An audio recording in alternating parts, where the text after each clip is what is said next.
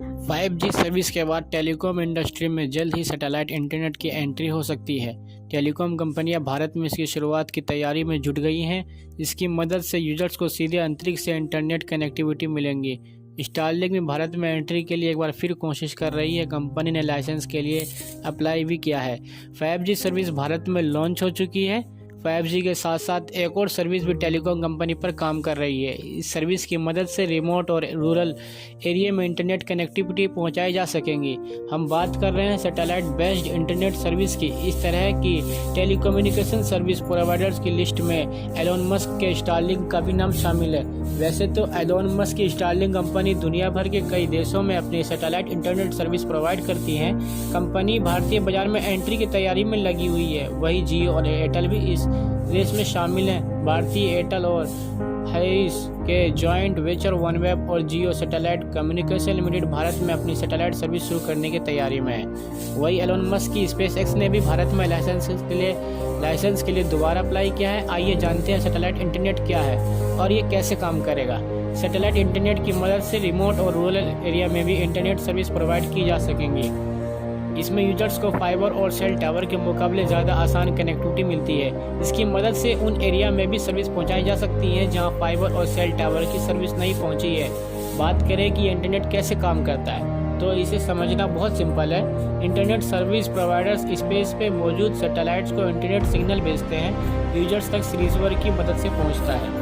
Receiver या dish को एक मॉडेम से कनेक्ट किया जाता है जो आपके कंप्यूटर या दूसरे डिवाइसेस से कनेक्ट होता है। सामान्य भाषा में कहें तो ये प्रोसेस उसी तरीके से काम करता है जिस तरीके से अपने घरों में मौजूद टीवी को सिग्नल पहुंचाया जाता है। शुरुआत में इस तरह के इंटरनेट कनेक्शन में आपको ज़्यादा स्पीड नहीं मिलती थी, लेकिन वक्त के साथ साथ इनकी स्पीड बेहतर हो रही है। एलोन मस्क के स्टारलिंक सर्विस की बात करें तो यूजर्स को 50 MB/सेकंड से 200 MB/सेकंड की स्पीड से इंटरनेट मिलता है। हालांकि इसमें आपको लेटेंसी ज़्यादा देखने को नहीं मिल सकती है। वही सैटेलाइट इंटरनेट पर मौसम का भी बड़ा असर पड़ेगा। जिस तरीके से ख़राब मौसम में टीवी कनेक्शन मिलने से दिक्कत होती है, उसी तरीके से दिक्कत सैटेलाइट इंटरनेट के साथ भी हो सकती है। इमरजेंसी में ये काफ़ी मददगार होते हैं। इसका एक बड़ा उदाहरण रूस यूक्रेन युद्ध है, जहाँ यूक्रेन में स्टारलिंक ने इंटरनेट इंफ्रास्ट्रक्चर को बचाने में काफ़ी मदद की है। एलोन मस्क दुनिया भर में स्टारलिंक के सर्विसेज के जाल को फैलाने की कोशिश कर रहे हैं। इस जाल जापान में कंपनी ने अपने इंटरनेट सर्विसेज देना शुरू कर दिया है।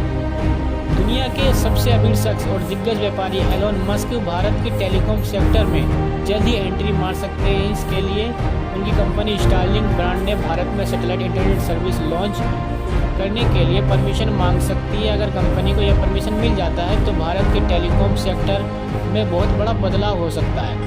इकोनॉमिक टाइम्स में छपी रिपोर्ट के अनुसार स्टारलिंक भारत के मार्केट में एक्सेस और लैंडिंग राइट्स के लिए अप्रूवल पाने की कोशिश कर रही है। इसके लिए कंपनी भारत के डिपार्टमेंट ऑफ टेलीकम्युनिकेशन DOT से इस मामले में संपर्क सीधे हुए हैं। हालांकि कंपनी और डिपार्टमेंट ऑफ टेलीकम्युनिकेशन दोनों में ही इस मामले पर कोई आधिकारिक बयान नहीं दिया है।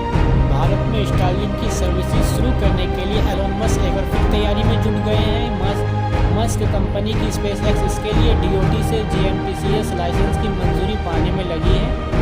हालांकि भारत में स्पेस टेलीकम्युनिकेशन की रेस में सिर्फ एलोन मस्क ही नहीं बल्कि जियो और एयरटेल भी शामिल है। आइए जानते हैं इसकी डिटेल्स। एलोन मस्क की satellite based internet service Starlink एक बार फिर भारत में अपने सर्विस को विस्तार करने की कोशिश कर रही है। स्टारलिंक को मैनेज करने का काम स्पेसएक्स कंपनी करती है।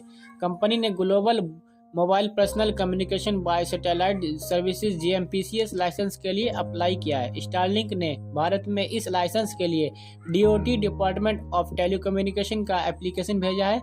इससे पहले भी कंपनी भारत में एंट्री की कोशिश कर चुकी है। पिछले साल कंपनी ने स्टारलिंक इंटरनेट सर्विसेज के लिए रजिस्ट्रेशन शुरू किया था। हालांकि कंपनी ने कुछ दिनों बाद प्री बुकिंग बंद कर दी थी। इसकी वजह थी DOT की वार्निंग।